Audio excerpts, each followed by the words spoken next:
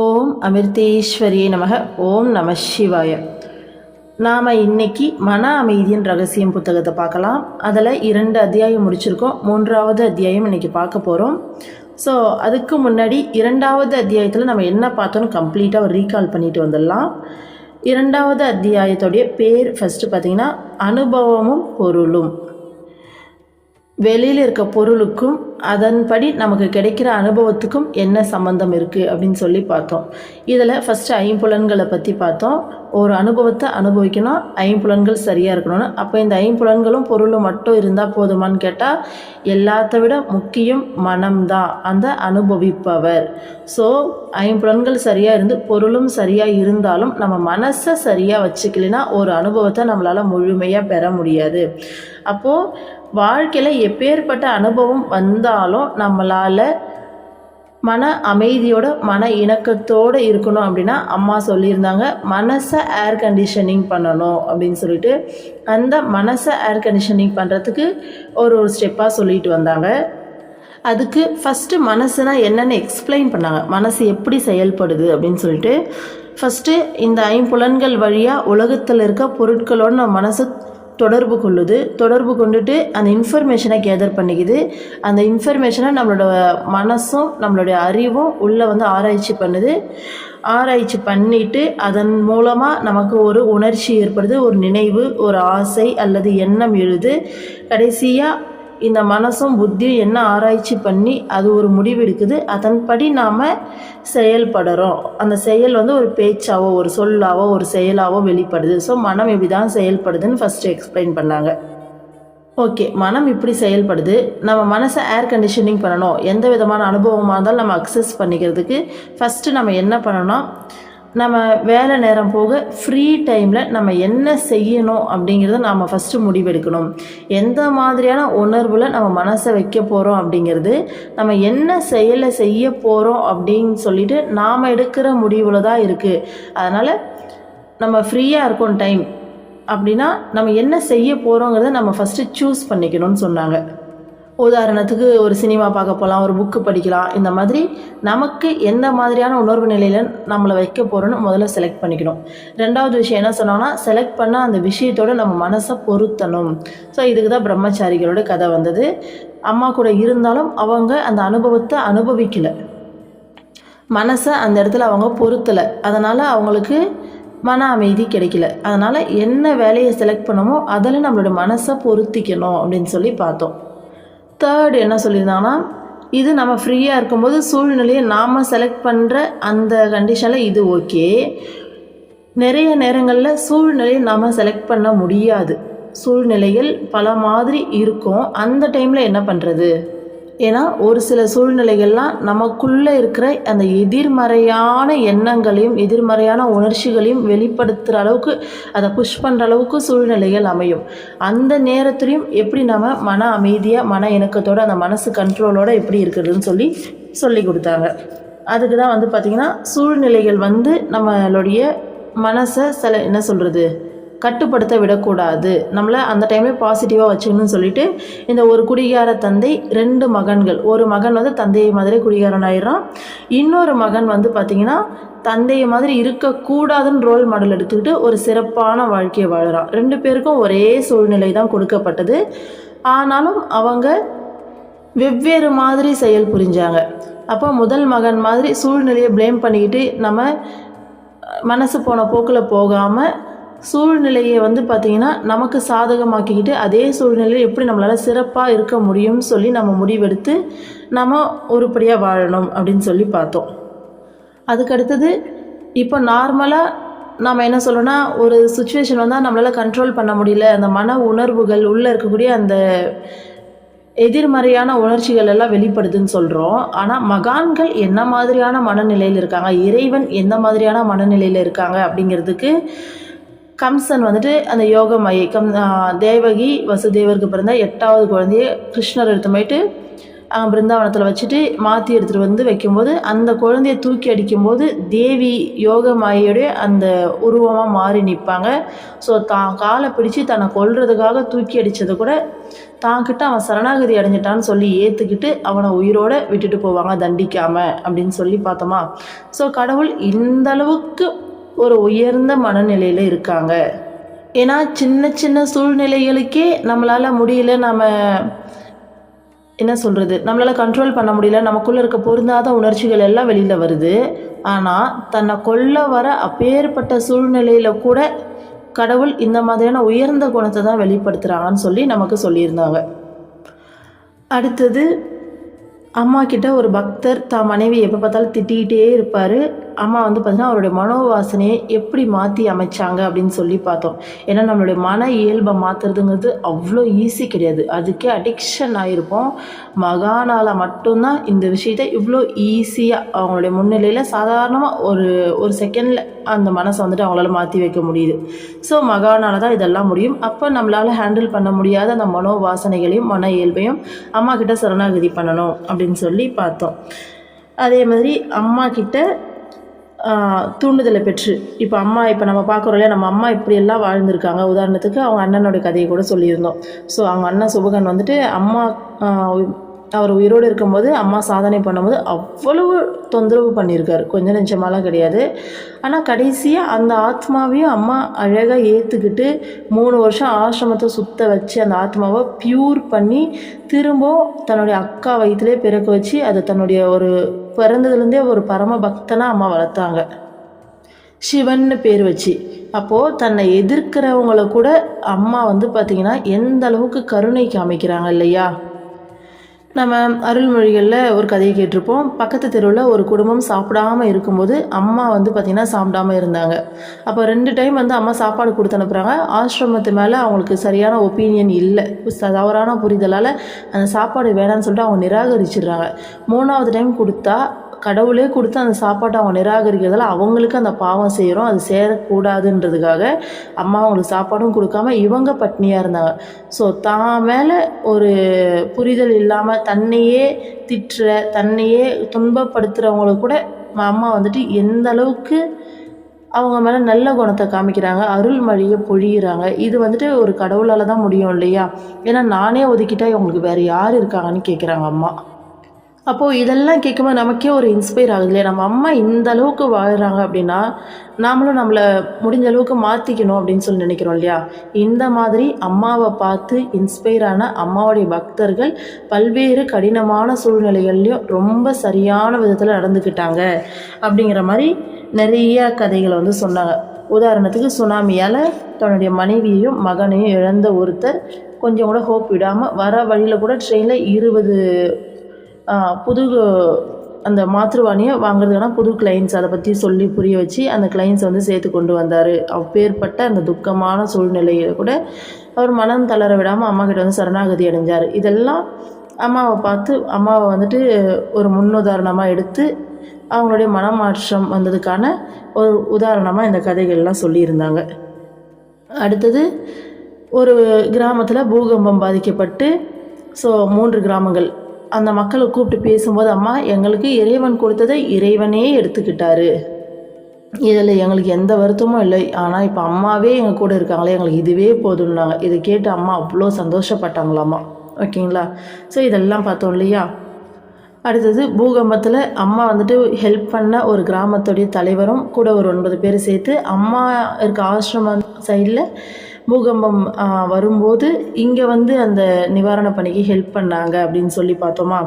கடைசியாக வந்துட்டு ரொம்ப நாளாக அம்மாக்கிட்ட பக்தராக இருந்த ஒருத்தர் ஃபாரினில் ஆசிரமத்துக்கு கிளம்பலான்னு சொல்லி பிளான் பண்ணியிருந்த போதும் அதை ஒதுக்கி வச்சுட்டு அவங்களுக்கு வந்து பார்த்திங்கன்னா அங்கே போர் சூழ்நிலை, அங்கே போர் நடந்து ரொம்ப சேதம் அடைஞ்சிருக்கும் போது அங்கே இருக்கவங்களுக்கு எல்லாருமே தப்பிச்சு போனாங்க. இவர் தப்பிச்சு போகாமல் அங்கே இருந்து ஹெல்ப் பண்ணார். இது எல்லாமே அம்மாவை முன்னுதாரணமாக எடுத்து அம்மாவுடைய பக்தர்கள்கிட்ட ஏற்பட்ட மாற்றங்கள் ஏற்பட்டு அவங்க பண்ண சேவை அப்படிங்கிறதுல ஒரு சில விஷயங்களை காமிச்சிருந்தாங்க, சொல்லியிருந்தாங்க.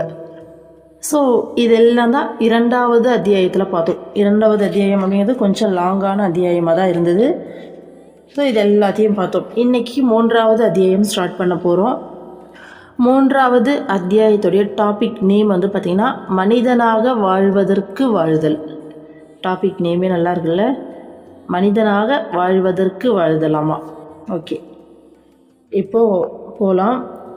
என்ன சொல்கிறது, மனசு அப்படிங்கிறத பல கோணத்துலேருந்து இவங்க வந்துட்டு ஆராய்ச்சி பண்ணுறாங்கன்னு தோணுச்சு இதை படித்து பார்க்கும்போது. ஏன்னா நான் அவங்களுக்கு வந்து எக்ஸ்பிளைன் பண்ணணும் அப்படின்னா நான் முன்னாடியே கொஞ்சம் ஒரு டைமாச்சு படித்து பார்த்தா தானே கரெக்டாக இருக்கும். ஏன்னா இதெல்லாம் கொஞ்சம் டஃப்பான டாபிக் மாதிரியே தோணுது, அந்தளவுக்கு ரொம்ப நுணுக்கமாக பேசியிருக்காங்க. அப்போ நான் படித்து பார்த்தேன் உட்காந்து. இந்த நம்ம சயின்ஸ் லேப்லாம் பார்ப்போம்ல, நீள் வெட்டு தோற்றம், குறுக்கு வெட்டு தோற்றம்லாம் படிப்போம். ஸோ ஒரு ஆணியன் இருக்குன்னா அந்த ஹரிசாண்டலாக வெட்டினா என்ன மாதிரி வந்து இருக்குது, ஸோ வெர்டிக்கலாக வெட்டினா எந்த மாதிரி இருக்குது அப்படின்னு சொல்லிட்டு படிப்போம். அந்த மாதிரி பல கோணத்துலேருந்து இவங்கெல்லாம் மனசை வந்துட்டு பல மாதிரி இது வெட்டி போட்டு ஆராய்ச்சி பண்ணுறாங்க அப்படின்னு தோணுச்சு. படிக்கிறேன், கேளுங்க. நமது வாழ்நாள் முழுவதும் பல அனுபவங்களை பெறுகிறோம், பல செயல்களை செய்கிறோம், பலவற்றை குறித்த படிப்பினைகளை பெறுகிறோம். இவ்வாறு நோக்கும்போது மனிதர்களாகிய நம்மிடம் அனுபவங்களை பெறுபவர், செயல்களை செய்பவர், விஷயங்களை அறிபவர் என 3 பரிமாணங்கள் இருப்பதை காண்கிறோம். நாம் பிறந்த நொடி முதல் நமது பொறிகளின் மூலமாக உலகத்தை அனுபவித்து வருகிறோம். நமது ஆளுமையில் பர்சனாலிட்டி உள்ளதொரு கருவி உலகில் உள்ள இனியது இன்னாதது ஆகியவைகளுடன் பொறிகள் தொடர்பு கொள்வதை உணர்கிறது. அதுவே அனுபவிப்பராகிறது. அதுவும் நாம் பிறந்த நொடியிலிருந்து தோற்றத்துக்கு வந்து விடுகிறது. நம்மிடம் உள்ள விஷயங்களை அறியும் கருவியின் மூலமாக அறிவை பெறுகிறோம். இக்கருவி நம் எல்லோரிடமும் உள்ளது. அதன் வாயிலாக உலகிலிருந்து அறிவை பெறுகிறோம். நமது ஆளுமையின் மற்றொரு அங்கமான செயல் புரிதல் வாழ்வில் சற்றே பிற்பகுதியில் தோற்றத்துக்கு வருகிறது. சிறு குழந்தையாக இருக்கும்போது நாம் திட்டமிட்டு செயல்களை செய்வதில்லை. குழந்தை கத்தலாம், அழலாம், மலஜலம் கழித்து விடலாம். இவை எதுவும் குறிப்பிட்ட நோக்கத்துடன் திட்டமிட்டு செய்பவை அல்ல. இவை இயற்கையாக நடைபெறுகின்றன. சிறிது வளர்ந்த பிறகுதான் திட்டமிட்டு செயல் புரிகிறது. நமது ஆளுமையின் இந்த 3 அங்கங்களும் எவ்வளவோ செயல்களில் ஈடுபட முடியும். அனுபவம், அறிவு, செயல் ஆகியவைகளுக்கான வாய்ப்புகள் அளவற்றவை. துரதிர்ஷ்டவசமாக நாம் அதிகமான அளவு அனுபவங்களை பெறவும் அறிவை வளர்க்கவும் செயல் புரியவும் வழியின்றி நமது வாழ்நாள் மிக குறுகியதாக இருக்கிறது. இக்குறுகிய கால அளவுக்குள் நாம் எதில் அதிக கவனம் செலுத்துவதென்று தேர்ந்தெடுக்க வேண்டும். இம்மூன்றில் எதற்கு நாம் முக்கியத்துவம் அளிப்போம்? நமது உள்ளுணர்வுக்கு செவி கொடுத்தால் அனுபவத்திற்கே முதன்மையான இடமளிப்போம். அறிவும் செயலும் அதற்கு தொண்டு செய்ய நேரும். சரி, இது வரைக்கும் ஃபஸ்ட்டு எக்ஸ்பிளைன் பண்ணிடலாம். நம்ம வாழ்க்கையில் என்னெல்லாம் செய்கிறோம் அப்படிங்கிறத இவர் இந்த பகுதியில் 3ஆக பிரிக்கிறாரு. கடைசி அத்தியாயத்தில் 2வது அத்தியாயத்தில் மனம் எப்படி செயல்படுது அப்படிங்கிறத டீப்பாக எக்ஸ்பிளைன் பண்ணியிருந்தா இல்லையா, அதை வந்துட்டு 3ஆக பிரித்தார். ஃபஸ்ட்டு வந்துட்டு அக்சஸ் பண்ணது, அதுக்கப்புறம் மனசும் புத்தியும் ஆராய்ச்சி பண்ணது, அதன் மூலமாக ஒரு எண்ணம் எல்லாம் எழுதுன்னு சொல்லிட்டு அந்த மாதிரி மொத்தமாக நம்ம வாழ்க்கையில் என்னெல்லாம் செய்கிறோம் அப்படிங்கிறத இவர் இங்கே 3ஆக பிரிச்சிருக்காரு. அந்த 3 என்ன அப்படின்னா, ஃபஸ்ட்டு அனுபவங்களை பெறுபவர். ஸோ அனுபவம் அப்படிங்கிற ஒரு விஷயம் இங்கே நடக்குது. அடுத்தது செயல்களை செய்பவர். நாம் திட்டமிட்டு இங்கே செயல்களை செய்பவர் அப்படிங்கிறது நார்மலாக இப்போ செய்கிற இந்த செயல்கள் கிடையாது. பிளான் பண்ணி பர்ஃபெக்டாக நம்ம செய்கிற செயல்களை சொல்கிறார். ஒரு விஷயம் நம்ம செய்ய போனால் அதை பிளான் பண்ணி பர்ஃபெக்டாக செஞ்சு முடிக்கிறது, அந்த மாதிரி செயல்களை செய்பவர். அடுத்து விஷயங்களை அறிபவர் அப்படிங்கிறது இன்ஃபர்மேஷன் கேதரிங், நாலேஜ் கேதரிங்னு சொல்லிக்கலாம். இப்போ நம்ம அதை தான் செய்கிறோம். இப்போது இந்த ஆடியோ புக் போடுறோம், அதை கேட்குறீங்கன்னா இதன் மூலமாக ஆன்மீகம்னா என்ன, மனசுனா என்ன, அப்போ நம்ம பிறந்திருக்கோன்னா எதுக்காக பிறந்திருக்கோம், எதுக்காக வாழுறோம், நம்ம எப்போ ஏற்பட்ட ஒரு வாழ்க்கையை வாழணும், குருக்கிட்ட எப்படி சரணாகதி அடையணும், நாளுக்கு நாள் குருவை எப்படி இன்னும் டைட்டாக பிடிக்கணும், நம்ம எப்படி ட்ராவல் பண்ணணும், அத்தனை விஷயங்களையும் நாம் இந்த புக்ஸு மூலமாக கேதர் பண்ணுறோம். ஸோ இதுதான் இன்ஃபர்மேஷன் கேதரிங், நாலேஜ் கேதரிங். இதுதான் வந்து பார்த்திங்கன்னா அவங்க விஷயங்களை அறிபவர் அப்படின்னு சொல்லியிருக்காங்க. இதுக்கு முன்னாடி செயல்களை செய்பவர்னு ஒன்று சொன்னாங்க இல்லையா. செயல்களை செய்பவர் அப்படிங்கிறது இந்த கேதர் பண்ண இன்ஃபர்மேஷன் மூலமாக நம்ம வாழ்க்கையில் செய்யக்கூடிய செயல்களை நம்ம பிளான் பண்ணி செய்கிறது. என்ன பிளான் பண்ணி செய்ய போகிறோம்? இதனால் வரைக்கும் நான் ஒரு வாழ்க்கையை வாழ்ந்தேன், ஸோ உலக விஷயங்களை கான்சென்ட்ரேட் பண்ணி இந்த சுற்றி இருக்க மக்கள் எப்படி இந்த சொசைட்டி எப்படி எனக்கு சொல்லி கொடுத்ததோ, ஸோ இதுதான் வாழ்க்கை, கல்யாணம் பண்ணிக்கணும், குழந்தை பெற்றணும், அந்த குழந்தைய உருப்படியாக வளர்க்கணும், பொருள் சேர்க்கணும், அந்த குழந்தைங்களை வந்து பார்த்தீங்கன்னா செட்டில்டு பண்ணணும். ஸோ இந்த மாதிரி ஒரு வாழ்க்கையை வாழ்ந்துட்டு இருந்தேன், இந்த மாதிரி செயலில் ஈடுபட்டிருந்தேன். ஆனால் இனிமேல் நான் அந்த மாதிரியான ஒரு வாழ்க்கையை வாழ போகிறதில்ல, என் ஆத்மாக்காக வாழ போகிறோம். ஸோ நேற்று இந்த கூரிய முனையில் இனிய பயணம் புத்தகத்தில் பார்த்துருந்தோம் இல்லையா? ஸோ உடலுக்காக வாழாமல் மனசு நம்ம சுற்றி இருக்கவங்களுக்காக வாழறதெல்லாம் அப்புறம், நம்மளுடைய சொந்த உடலுக்காக வாழாமல் சொந்த மனம் சொல்கிற பேச்சை கேட்காம, நம்ம புத்தி சொல்கிறத கேட்காம உள்ள எந்நேரமாக நிலச்சிருக்கக்கூடிய சைத்தன்யம், அந்த ஆத்ம சைத்தன்யத்துக்காக ஒரு வாழ்க்கையை வாழ போகிறேன். ஸோ அது மட்டும்தான் இங்கே நிலையானது, திரும்ப திரும்ப பிறவி எடுக்குது. எதுக்காக அது எடுக்குது? இறைவன் அடைய. அப்போ நான் இனிமேல் அதுக்கான ஒரு வாழ்க்கையை வாழ போகிறேன், அது மட்டும்தான் பிரயோஜனமானதுன்னு சொல்லிட்டு நம்ம வாழ்க்கை முறையை மாற்றி அமைச்சு ஒரு செயல் புரிகிறோம். பார்த்தீங்களா? இதுதான் பிளான் பண்ணி நம்ம வந்துட்டு இன்ஃபர்மேஷன் நாலேஜ் கேதரிங் இந்த புக்ஸ் வழியாக எடுத்து, அம்மாவுடைய அருள்மொழிகள் வழியாக எடுத்து, அம்மா தொட்டு தொட்டு நம்மளை வந்துட்டு அந்த உணர்வெல்லாம் மாற்றுறாங்க. மாற்றி நம்ம வாழ்க்கையை மாற்றி அமைக்கிறோம். பார்த்தீங்களா? இது நாள் வரைக்கும் வாழ்ந்த வாழ்க்கையை வேஸ்ட்டுன்னு சொல்லி புரிஞ்சுக்கிட்டு உருப்படியான ஒரு வாழ்க்கையை வாழறதுக்கு நம்ம ரெடியாகி அதற்கான செயல்களில் ஈடுபடுறோம். பார்த்தீங்களா? ஸோ இதுதான் வந்து பார்த்திங்கன்னா செயல்களை செய்பவர், அந்த பிளான் பண்ணி செயல்களை செய்கிறது. ஃபஸ்ட்டாக சொல்லியிருந்த அனுபவங்களை பெறுபவர் அப்படிங்கிற விஷயம் என்னென்னா, நம்ம லைஃப்பில் எந்த மாதிரியான அனுபவங்கள் நமக்கு வேணும்னு சொல்லி முடிவெடுத்து அதுக்கேற்ற மாதிரி நம்ம செயல்படுறது, இந்த பிளான் பண்ணுறது எல்லாமே. ஓகேங்களா? அப்போது இதில் எது வந்து முக்கியம் அப்படின்னு சொல்லிட்டு ஒரு கொஷின் வைக்கிறாங்க. இதில் என்ன சொல்லியிருக்காங்கன்னா, அனுபவம் அப்படிங்கிறது பிறந்ததுலேருந்தே நடைமுறைக்கு வந்துடுது. அதே மாதிரி விஷயங்களை அறிபவர் அப்படிங்கிறதும் பிறந்ததுலேருந்தே வந்துடுது. ஏன்னா பிறக்கும்போதே குழந்தைக்கு வந்து பார்த்திங்கன்னா என்ன சொல்கிறது, ஒன்று ஒன்றா கற்றுக்க ஆரம்பிக்குது இல்லையா? இப்போ ஃபீட் பண்ணும்போதே சில குழந்தைங்களை எடுத்தோடனே ஃபீடிங் ஆரம்பிச்சிடும். ஒரு சில குழந்தைங்களை ஃபீட் பண்ண அந்த குழந்தைக்கு பால் குடிக்க கூட தெரியாது. நாம் வந்துட்டு அதையே கற்றுக் கொடுக்குற மாதிரி இருக்கும். 1 or 2 times பண்ண பிறகு அதுக்கப்புறம் அதை கற்றுக்கிட்டு செய்ய ஆரம்பிச்சிருது. அப்போ குழந்தை பிறக்கும்போதே செயல்களை கற்றுக்கவும் ஆரம்பிச்சிருது. ஓகேங்களா? செயல்களை செய்ய ஆரம்பிச்சிருது.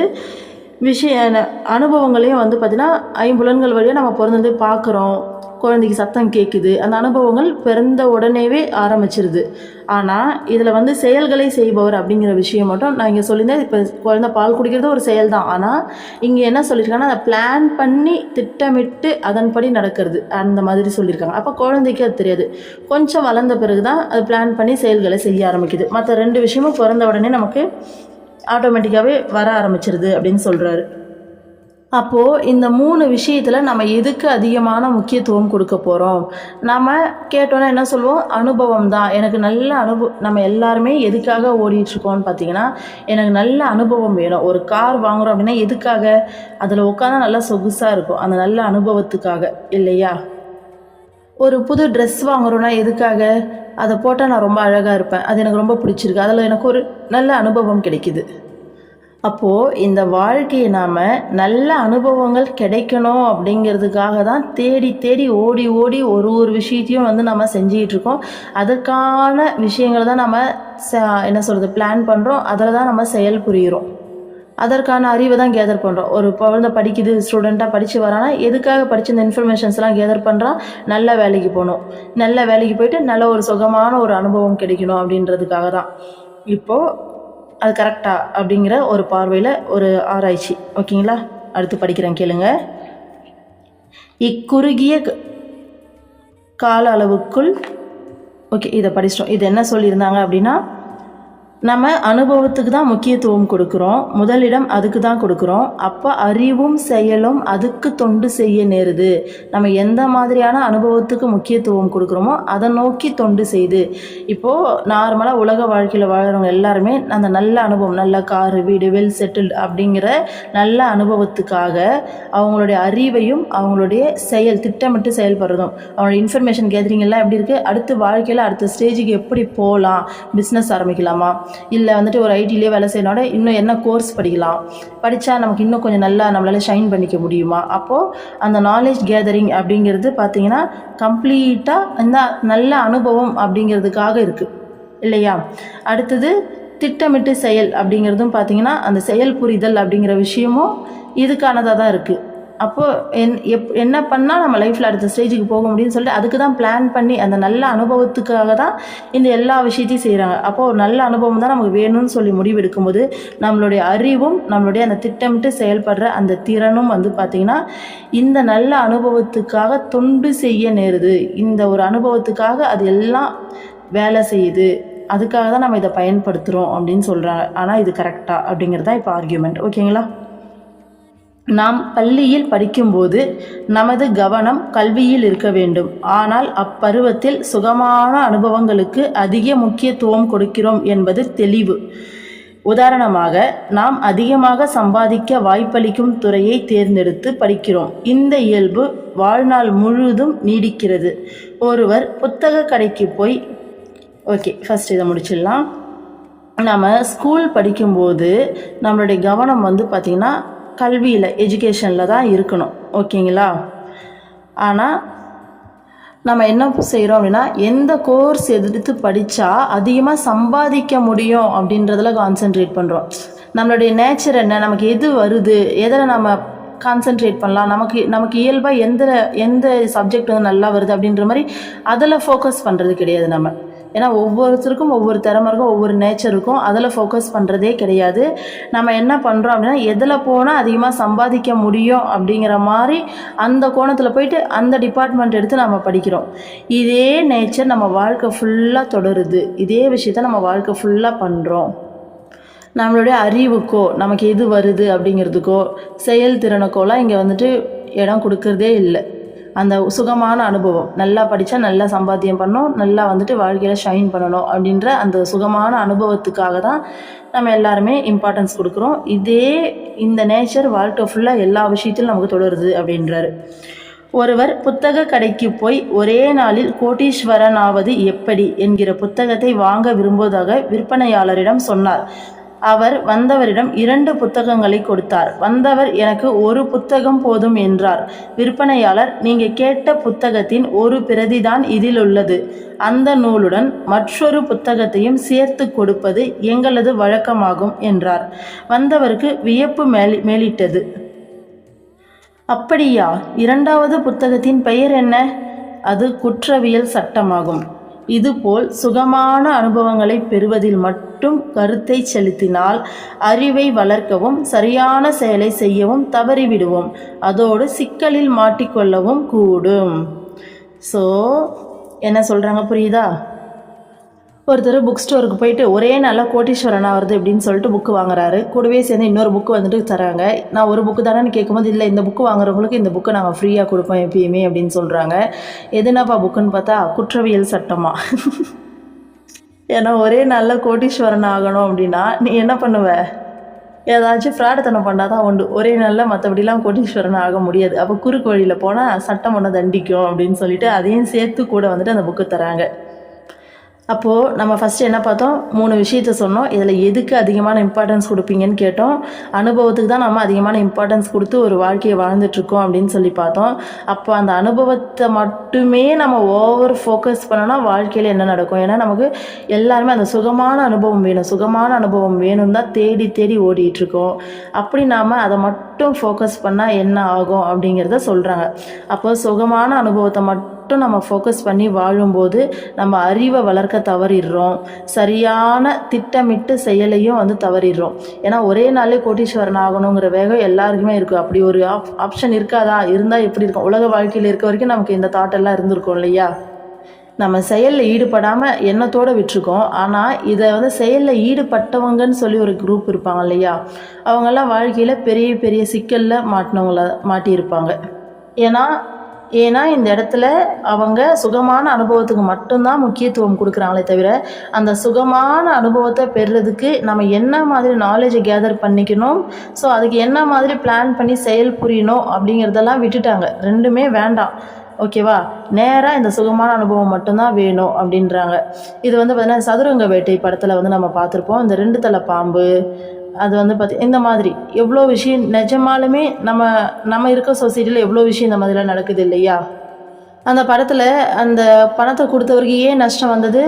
அந்த குறுகிய காலத்தில் அவர் வந்து பார்த்திங்கன்னா அந்த சுகமான அனுபவம் வேணும்னு நினைக்கிறாரு. அதுக்காக அவர் திட்டமிடுறதுக்கும் ரெடியாக இல்லை, செயல் புரியறதுக்கும் ரெடியாக இல்லை, அதுக்கான நாலேஜ் கேதரிங்லேயும் அவர் ரெடியாக இல்லை. நேராக அந்த சுகமான அனுபவம் வேணும்னு நினைக்கிறாங்க. அப்போ அதனால் அவங்க போயிட்டு அங்கே ஏமாறுறாங்க. அதில் ஒரு டைலாக் வரும், ஒருத்தனை வந்துட்டு நம்ம ஏமாற்றணும்னா அவனுடைய பேராசையை தூண்டணும் அப்படின்ட்டு. அப்போது நாம் அந்த சுகமான அனுபவத்தை மட்டும் ஃபோக்கஸ் பண்ணும்போது நமக்குள்ளே இருக்க இந்த ஆசையை தூண்டிவிட்டு மற்றவங்க ஏமாத்துறதுக்கு நம்ம வழிவகுத்துடுறோம். நாம் வந்துட்டு ஈஸியாக ஏமாறுறதுக்கு ரெடி ஆயிடுறோங்க.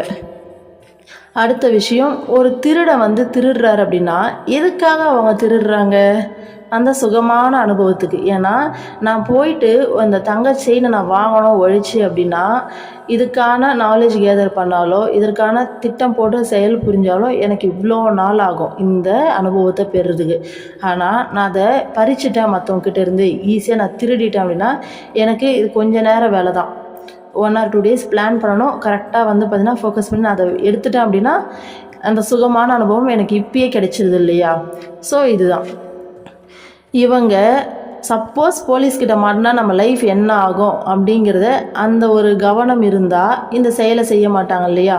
ஆனால் அந்த சுகமான அனுபவத்தில் மட்டுமே ஃபோக்கஸ் பண்ணுறதால தான் என்ன பண்ணுறாங்க, ஈஸியாக திருடுறதுக்கு முற்படுறாங்க, திருடவும் செய்கிறாங்க இல்லையா? அப்போ போலீஸ்கிட்ட மாட்டினா அவங்க வாழ்க்கையில் சிக்கலில் மாட்டிக்கிறாங்க. அதுதான் சொல்கிறாங்க சுகமான அனுபவத்தை. இப்போ ரேப்க்கெலாம் கூட எவ்வளோ விஷயம் பார்க்குறோம். அவங்க உடல் சுகம், அந்த உடல் சுகத்துக்காக, அந்த கொஞ்ச நேரம் சுகத்துக்காக அவங்க அறிவு எல்லாத்தையும் பார்த்திங்கன்னா எடுத்து ஓரம் போட்டு தூரம் போட்டு ஈஸியாக அந்த குற்றத்தில் ஈடுபட்டுடுறாங்க. அப்போ அந்த சுகமான அனுபவம் அப்படிங்கிறது தான் பார்த்திங்கன்னா நினச்சது எண்ணத்தோடு விட்டுறா பரவாயில்ல, அடுத்த செயல்முறைக்கு போகும்போது இப்பயே வேணும்னு சொல்லிட்டு அந்த சுகமான அனுபவத்து மேலே இருக்கக்கூடிய அந்த ஈர்ப்பு அதிகமாகும்போது மனுஷன் அப்படிங்கிறவ தவறு செய்ய முற்படுறான். அப்போது தேவையில்லாத சிக்கல்லையும் மாட்டிக்கிறான். இந்த சிக்கல் அவனுக்கு மட்டும் இல்லை, சுற்றி இருக்கவங்களையும் கஷ்டப்படுத்துகிறாங்க இல்லையா? அப்போது என்ன சொல்ல வராங்கன்னா, இந்த சுகமான அனுபவம் அப்படிங்கிறத மட்டும் ஃபோக்கஸ் பண்ணால் நம்ம வாழ்க்கை எப்படி இருக்கும்? ஸோ நாம் பார்த்திங்கன்னா நாலேஜ் கேதரிங், அறிவை வளர்க்குறதுக்கோ சரியான திட்டமிடுறதுக்கோ முக்கியத்துவம் கொடுக்காம சுகமான அனுபவத்தை மட்டும் ஃபோக்கஸ் பண்ணால் நம்ம நிலைமை இதுதான். ஆனால் நம்ம துரதிர்ஷ்டவசமாக நமக்கே தெரியாமல் அந்த சுகமான அனுபவங்களை தேடி தான் எல்லாருமே ஓடிக்கிட்டு இருக்கோம். அது தவறு அப்படின்றது தான் சொல்கிறாங்க. ஓகேங்களா? இப்போது அதுக்கு இன்னும் எக்ஸாம்பிள் சொல்கிறாங்க. இப்போ அப்படியே ஸ்டார்ட் ஆகி மெதுவாக மூவ் ஆகுது டாப்பிக்கு. கடைசியாக முடிச்சிருப்பாரு பாருங்க. ஒரு டாப்பிக்கும் ஒரு அத்தியாயத்துலேயும் தலை சுத்த வச்சிடுறாங்க. ஓ, நம்ம இங்கே இருந்து இந்த ஸ்டார்டிங்கில் இந்த ஒரு ஆற்றை கடக்கணும் அப்படின்னா இந்த ஸ்டார்டிங்கில் இருப்போம். ஓ, அந்த சைடு போய் நிற்கணுமா, ஒரு கடலை கடக்கிற மாதிரி உண்மையை சொல்லணும். அது ஆறுலாம் சொல்ல முடியாது. ஸோ இந்த மனையில் இருக்கும், இந்த போட்டில் ஏறி நம்ம இவ்வளோ தூரம் ட்ராவல் பண்ணி அங்கே போய் இறங்கணுமா, ஓ இப்படி மாறணுமா, நான் இவ்வளோ தூரம் யோசிக்கணுமா அப்படின்ற அளவுக்கு யோசிக்க வைக்கிறாங்க. ஸோ ஸ்டார்டிங்கில் அப்படியே டாபிக் மூவ் ஆகுது. கூடவே வாங்க. அடுத்தது பாருங்கள். இன்றைய உலகில் அனுபவங்களுக்கு அதிகமான முக்கியத்துவம் அளிக்கிறோம். இதன் பயனாக மிக மோசமான முடிவு ஏற்பட்ட ஒரு சம்பவத்தை சமீபத்தில் கேள்விப்பட்டேன்.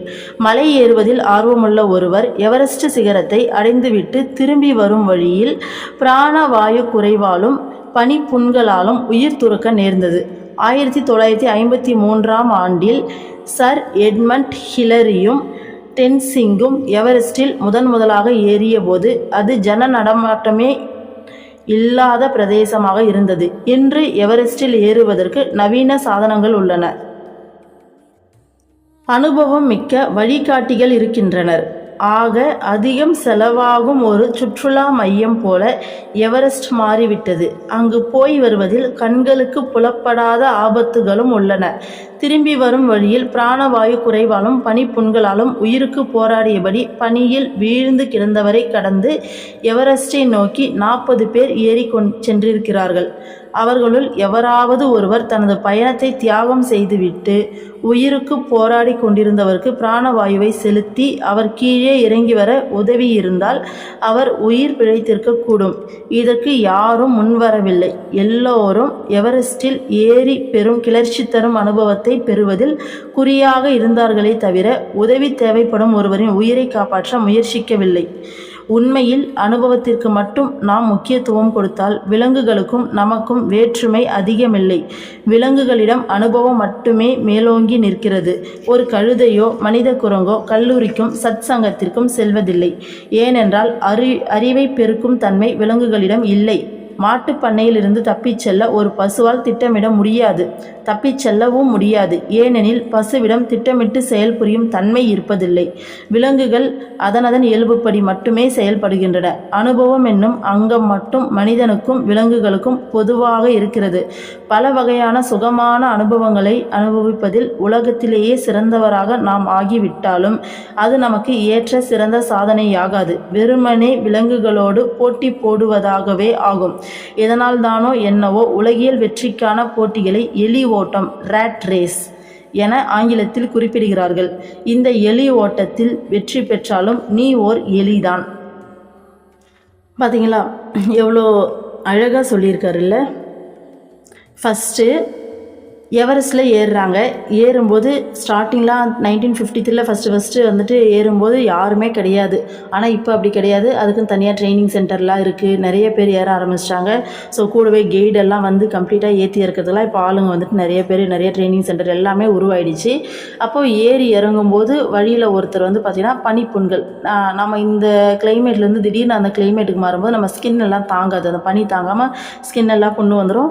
ப்ளஸ் பிராணவாயு, எவரெஸ்ட்டில் மேலே வந்துட்டு ஆக்சிஜன் இருக்காது. அந்த ஆக்சிஜன் பேக்கோடு தான் நம்ம அங்கே போய் ஆகணும். அப்போது அவங்களுக்கான ஆக்சிஜன் பேக் எடுத்துகிட்டு போவாங்க.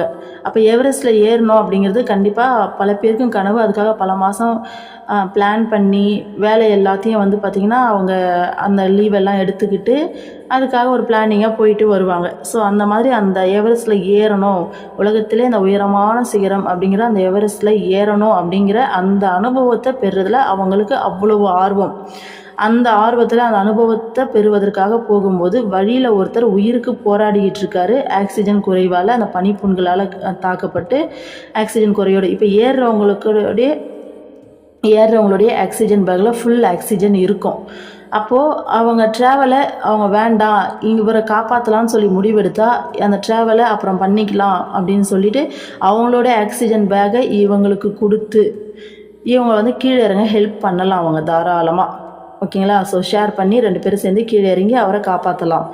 ஆனால் அவங்களுடைய அந்த கனவு இருக்கும் இல்லையா, நாம் எவரெஸ்ட்டில் ஏறணும் அப்படின்றதுக்காக வேண்டி அவங்க அந்த பிளான்லாம் பண்ணி அந்த அனுபவத்தை பெறுவதற்காக அவங்களுடைய அந்த முயற்சி, அந்த ஒரு ஆசை எல்லாம் இருக்கும் இல்லையா, அதனால் யார் ஒருத்தருமே கிட்டத்தட்ட 40 மெம்பர்ஸ் ஏறி போயிருக்காங்க. அதில் ஒருத்தர் கூட இவருக்கு ஹெல்ப் பண்ண முன்வர காணோம். இவர் இறந்தே போயிட்டுருக்காரு. இது எந்த அளவுக்கு ஒரு கொடுமையான விஷயம் இல்லை. இது ஏன் ஏற்பட்டுச்சு அப்படின்னா, அந்த அனுபவத்தை பெறுவதன் மேலே இருக்கக்கூடிய அந்த அதீத ஆசை, அந்த அனுபவத்தை நான் எப்படியாச்சும் பெற்றே தீரணும் அப்படின்றத அந்த அதீத ஆசையால் ஒரு மனுஷன் எதிரில் உயிருக்கு போராடிட்டு இருந்தால் கூட அவரை காப்பாற்றுறது கூட யாருக்கும் மனசு வரல. நான் எவரெஸ்ட் ஏறணும், நான் இதுக்காக இவ்வளோலாம் வந்து பண்ணிட்டு வந்திருக்கேன், நான் இந்த அனுபவத்தை பெற்றே தீரணும்னு சொல்லிட்டு யாருமே இவரை கண்டுக்காமல் எல்லாருமே ஏறிடுறாங்க. அப்போ இங்கே வந்துட்டு ஒரு உயிரே வந்துட்டு போகுது. அப்போது மனுஷங்க இந்த மாதிரி தான் இருக்கும். அப்போ நம்ம அனுபவத்துக்கு மட்டும் முக்கியத்துவம் கொடுத்தா நமக்கும் அனிமல்ஸ்க்கும் எந்த வித்தியாசமும் கிடையாது அப்படின்றாங்க. இந்த அனுபவத்தை பெறுறது கூட இன்னும் 2 விஷயத்தை சுவாமிஜி சொல்லியிருந்தார். அறிவை பெருக்கிறது, திட்டமிட்டு செயல் புரியுறது. இந்த விஷயத்தை விலங்குகளால் பண்ண முடியாது. விலங்குகளால் அறிவையும் பெருக்கிக்க முடியாது, திட்டமிட்டு செயல் புரியவும் முடியாது. ஒரு மாட்டு எழுதுகிற பசுவை கட்டி போட்டுனா அது வந்துட்டு தப்பிச்சு போகிறதுக்கு எந்த ஒரு பிளானும் வந்து பண்ணாது. அது எப்படி இருக்கோ வாழ்க்கையே, அதுக்கு கிடைக்கிற அனுபவத்தை மட்டும்தான் அனுபவித்து அது வாழுது. அப்போது அனுபவம் அப்படிங்கிறது அனிமல்ஸ்க்கும் இருக்குது, நமக்கும் இருக்குது. ஓகேங்களா? அப்போ நமக்கும் அனிமல்ஸ்க்கும் என்ன வித்தியாசம்னா, நம்மளால் அந்த திட்டம் போட்டு செயல்பட முடியும், அறிவை பெருக்கிக்க முடியும். ஆனால் அனிமல்ஸால் அது முடியாது. அனிமல்ஸ்க்கும் நமக்கும் இருக்க பொதுவான விஷயம் என்னென்னா அந்த அனுபவத்தை பெறுவது. அப்போது அந்த அனுபவத்தில் மட்டும் கான்சென்ட்ரேட் பண்ணுறோம் நம்ம அப்படின்னா நமக்கும் விலங்குகளுக்கும் என்ன தான் வித்தியாசம் இருக்குது? அப்போது ஒரு மனுஷன் கிடைச்ச இந்த மனித பிறவியில் அனுபவத்தை மட்டும் ஃபோக்கஸ் பண்ணி ஒரு வாழ்க்கையை வாழுறோன்னா வெறுமனே அனிமல்ஸ் கூட போட்டி போடுறது, விலங்குகளோட போட்டி போடுறது, அவ்வளோதான். இதை தாண்டி ஒன்றுமே கிடையாது. உங்கள் வாழ்க்கை வேஸ்ட்டு. அனிமல்ஸ் கூட போட்டி போட்டு ஒரு வாழ்க்கையை வாழ்ந்து வீண் பண்ணுற பிரயோஜனமே இல்லை அப்படின்றாங்க. இதெல்லாம் வந்து பார்த்தீங்கன்னா இந்த உலக வாழ்க்கையில் நான் இந்த மாதிரியான அனுபவங்கள் எல்லாம் பெற்றணும், ஒரு வீடு கட்டினோம், ஒரு கார் வாங்கினோம், இந்த மாதிரி ஒரு வாழ்க்கையை வாழ்ந்துடணும் அப்படின்னு சொல்லி நம்ம வாழுறோம் இல்லையா. ஸோ இது நார்மலான வாழ்க்கை. இதையும் தாண்டி நம்ம சொன்ன மாதிரி வந்து பார்த்தீங்கன்னா கிரிமினல் அஃபென்ஸே செய்கிறதுக்கும் நிறையா வந்துட்டு இந்த அனுபவத்தை, இந்த சுகமான அனுபவத்துக்காக நிறைய அஃபென்ஸ் பண்ணவும் ரெடியாக இருக்காங்க. அது இன்னும் கீழ்நிலை. விலங்குகளோட கூட அதை நம்ம ஒப்பிட முடியாது, அதுக்கும் கீழே தான் சொல்ல முடியும். அப்போ நார்மலாக வாழ்கிற இந்த வாழ்க்கையே பார்த்திங்கன்னா விலங்குகளுக்கும் நமக்கு எந்த வித்தியாசமுமே கிடையாது. அதுவும் அனுபவத்தை பெறுது, பிறக்குது, வாழுது. நம்மளும் பிறக்கிறோம், வாழ அனுபவத்தை பெறும். அப்போ நமக்கு வந்து பார்த்திங்கன்னா அந்த பிளான் பண்ணி செயல்களை செய்கிறது, அறிவை பிரிக்கிறதுன்னு இந்த டூல்ஸ் எல்லாம் வந்து இறைவன் படைச்சிருக்காரு இல்லையா நமக்குள்ள. இது உனக்கு கொடுத்து என்ன பிரயோஜனம்? எந்த பிரயோஜனமும் இல்லை. வெறுமனே அனுபவத்துக்காக நீ இதை வந்து பார்த்திங்கன்னா அடிமையாக பயன்படுத்துகிற, உனக்கு சுகமான அனுபவம் பெறுவதற்காக இது எல்லாத்தையும் யூஸ் பண்ணுற அப்படின்னா அனிமல்ஸ்க்கு உனக்கும் எந்த ஒரு வித்தியாசமும் கிடையாது. ரெண்டுமே ஈக்குவல் தான். இந்த வாழ்க்கையை வேஸ்ட் பண்ணுற. ஸோ அதனால தான் உலகியல் வெற்றிக்கான போட்டியாமா அதை வந்து பார்த்தீங்கன்னா ரேட் ரேஸ்னு சொல்லுவாங்களாமா. ஸோ அதனால தான் அப்படி பேர் வச்சுருக்காங்களோ என்னமோ தெரியல அப்படின்னு சொல்கிறாரு. நீ ஏன்னா அந்த ரேட் ரேஸில் என்ன தான் நீ வந்துட்டு வெற்றி பெற்றுட்டாலும் நீ வெறும் எலி தான். அந்த மாதிரி இந்த மனுஷ வாழ்க்கையில் நீ என்னதான் ஓடி ஓடி தேடி தேடி பொருளை சேர்த்து சுகமான அனுபவங்கள் எவ்வளோ நீ அனுபவித்தாலும் சரி, ஒரு அனிமலுக்கு ஈக்குவலான வாழ்க்கையை தான் வாழ்ந்திருக்கு. அதில் ஒன்றும் ஸ்பெஷல்லாம் இல்லை, வேஸ்ட் அப்படின்றாங்க. ஓகேங்களா, அடுத்தது பாருங்கள். தமிழகத்தில் ஓர் அவதூதர் இருந்தார். அவர் ஆடை அணிவதில்லை. அவரை கடந்து ஒவ்வொருவர் செல்லும் போதும் அதோ நாய் போகிறது, கழுதை போகிறது என்று கூறுவது வழக்கம். அதாவது அவரை தாண்டி செல்பவரின் மனோவாசனைகளுக்கு ஏற்ப அவ்வாறு சொல்வார். ஒரு நாள் வள்ளலார் ராமலிங்க சுவாமிகள் அவரை கடந்து சென்றார். வள்ளலாரை கண்டதும் அவதூதர் இதோ ஒரு மனிதர் போகிறார் என மகிழ்வோடு கூவினார். தமக்கு அருகே கிடந்த ஒரு துணியை எடுத்து இடுப்பில் சுற்றி கொண்டார். அன்பு, கருணை, இரக்கம் போன்ற மனித பண்புகள் இல்லாதவர்களை அவர் மனிதர்களாக கருதாமல் விலங்குகளுக்கு நிகராக கருதினார். விலங்குகளின் முன்னிலையில் ஆடையின்றி இருப்பதை அவர் தவறாக கருதவில்லை. வள்ளலாரோ சிருஷ்டி முழுவதுடனும் தான் ஐக்கியமாக இருப்பதை அனுபூதியில் உணர்ந்த மகானாவார். ஆகவே அவரை அவதூதர் உண்மையான மனிதராக கண்டார். அப்படிப்பட்ட மகானின் முன்னிலையில் ஆடையின்றி இருப்பதை அவமரியாதையாக கருதினார். அவதூதரின் செயல் சரி என்பதை வரலாறு நிரூபித்தது. உலக வாழ்வை நீத்த வள்ளலார் தமது பூத உடலை விட்டு செல்லவில்லை. மாறாக தெய்வீக ஒளியில் அவர் சென்று கலந்தார். ஸோ அனுபவங்களுக்கு மட்டும் முக்கியத்துவம் கொடுத்து வாழ்ந்தால் நமக்கும் மிருகங்களுக்கும் எந்த வித்தியாசமும் கிடையாது. நாமளும் மிருகத்தனமான ஒரு வாழ்க்கையை தான் வாழுறோம். ஏன்னா மிருகங்களும் அனுபவம் மட்டும்தான் வாழ்க்கையில் என்ன சொல்கிறது மையமாக வச்சு வாழுது. என்ன அனுபவம் வருது அதை அப்படியே அனுபவித்து அப்படியே வாழுது. ஓகேங்களா. ஸோ நாம் என்ன பண்ணோம், பிளான் பண்ணி அந்த அனுபவத்தை ஈர்க்கிறதா இன்னும் நிறையா பிளான் பண்ணி அதுக்காக கிடைச்சிருக்க அறிவையும் அந்த நம்மளுடைய அந்த செயல் புரிதல் அப்படிங்கிற அந்த திறமைகள் எல்லாத்தையும் வந்து வேஸ்ட் பண்ணி அதே அனுபவத்தை பெற்று வாழுறோம். அப்போ நமக்கும் அந்த அனிமலுக்கும் எந்த வித்தியாசமும் இல்லைன்னு சொன்னோம். அப்போது தமிழ்நாட்டில் இது நான் கதை ஏற்கனவே கேள்விப்பட்டிருக்கேன் ஆக்சுவலாக. ஸோ ஒரு அவதூதர் வந்து இருக்கார். அவர் கிராஸ் பண்ணி போகிற அவர் வந்து ட்ரெஸ்ஸு போட மாட்டாராமா. கிராஸ் பண்ணி போகிற ஒவ்வொருத்தருடைய மனோவாசனைகளுக்கு ஏற்ப இதோ நாய் போகுது, இதோ நரி போகுது, ஸோ இதோ வந்துட்டு கரடி போகுதுன்னு சொல்லிட்டு அவங்களுடைய மனோவாசனைக்கு ஏற்ற மாதிரி மிருகங்களுடைய பேரை சொல்லுவார் இல்லையா. அவங்களுக்கு அதை நல்லாவே புரிஞ்சிருக்கும். அப்போ வள்ளலார் அவரை கிராஸ் பண்ணும்போது இதோ ஒரு மனிதர் போகிறாருன்னு சொல்லியிருக்காரு. பத்தாவதுக்கு அவரை பார்த்தோன்னே பக்கத்தில் அந்த ஒரு துணி எடுத்து கட்டிகிட்டு இருக்காரு. ஏன்னா அவர் வந்துட்டு ஒட்டுமொத்த பிரபஞ்சத்தோடையும் ஐக்கியமாகி இருக்க ஒரு மாமனிதர், மகான் இல்லையா. அப்போ அவர் எதிரில் இந்த மாதிரி ட்ரெஸ் இல்லாமல் இருக்கிறது அவமரியாதைன்னு சொல்லி ட்ரெஸ் எடுத்து போட்டிருக்காரு. ஆனால் இந்த மனுஷாளுங்கள்லாம் வந்து பார்த்தீங்கன்னா அவர் கண்ணுக்கு மிருகமாக தெரிகிறாங்க. இந்த மிருகத்துங்களுக்கு நடுவில் ட்ரெஸ் இல்லாமல் இருக்கிறது ஒன்றும் தப்பு கிடையாதுன்னு சொல்லி அவர் அப்படி இருக்கார். அப்போது இவர் சொன்னதை வரலாறு நிரூபித்தது என்ன அப்படின்னா, கடைசியாக வள்ளலார் வந்துட்டு தன்னுடைய உடலை வந்துட்டு இங்கே விட்டுட்டு போல ஜோதியோடு அப்படியே போய் ஐக்கியமாயிடுறார். அப்போ அவர் எப்பேற்பட்ட மகான் அப்படிங்கிறது இவர் சொன்னது ப்ரூவ் ஆயிடுச்சு அப்படின்றாங்க.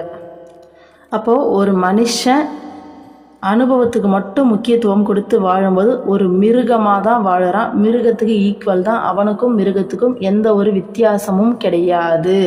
உனக்கு இந்த பகுத்தறிவுன்னு கடவுள் ஒன்று 6வது அறிவாக ஒன்று எக்ஸ்ட்ரா வச்சு படைச்சார் இல்லையா.